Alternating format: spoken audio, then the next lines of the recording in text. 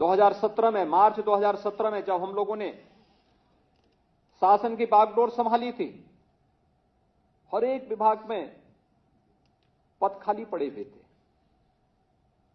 अकेले उत्तर प्रदेश पुलिस में ही 1,64,000 पुलिस कार्मिकों की भर्ती की प्रक्रिया को हमने 6 वर्ष के अंदर पूरा किया है। 1,64,000। अनुमान कर सकते हैं कि पुलिस के कर्मी नहीं थे। जब पुलिस कर्मी नहीं होंगे तो सुरक्षा की स्थिति तो खराब रहनी थी।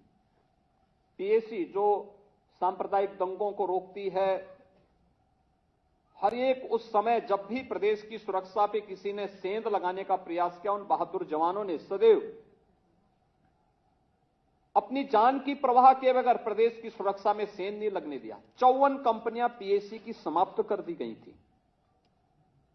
भर्ती नहीं हो रही थी क्योंकि भर्ती की प्रक्रिया, चाहे वह शिक्षा का हो, चाहे वह सुरक्षा से जुड़ी हुई हमारी पुलिस महकमे का हो या विभिन्न विभागों का हो, ये भर्ती इसलिए नहीं पूरी हो पाती थी क्योंकि भर्ती की प्रक्रिया प्रारंभ होते ही एक तो जितने भी आयोग थे उन सभी चयन आयोगों के ऊपर प्रश्न चिन्ह लगे हुए थे।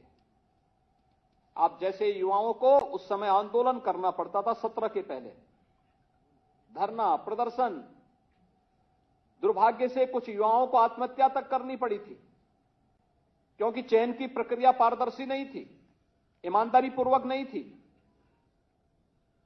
भाई भतीजेवाद का बोलबाला था, पैसे का लेन देन होता था।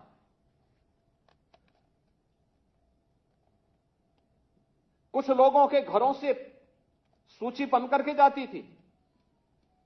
जो योग्य लोग नहीं थे उन्हें आयोगों का अध्यक्ष बनाया गया था। जो स्वयं योग्य नहीं है वह आयोग का अध्यक्ष बनेगा तो आयोग की कार्य पद्धति पर प्रश्न खड़े होंगे ही। और पिछले 6 वर्ष के अंदर आपने देखा होगा किस पारदर्शी तरीके के साथ, क्योंकि हम लोगों ने पहले ही दिन इस बात को कह दिया था। जब विभिन्न आयोगों के साथ मेरी बैठक हुई थी, मैंने इस बात को कहा था, मैंने कहा अगर यूपी के किसी नौजवान के साथ कोई भेदभाव हुआ, उसके जीवन के साथ खिलवाड़ हुआ, तो याद करना खिलवाड़ करने वाला अपनी पूरी जीवन फिर जेल के अंदर सड़ाएगा और जेल के अंदर हम उसे इस स्थिति में पहुंचाएंगे कि आने वाले समय में फिर वह उसके खानदान का कोई व्यक्ति सेवा में, शासकीय सेवा में या किसी इस प्रकार के आयोग में आने का फिर साहस नहीं कर पाएगा।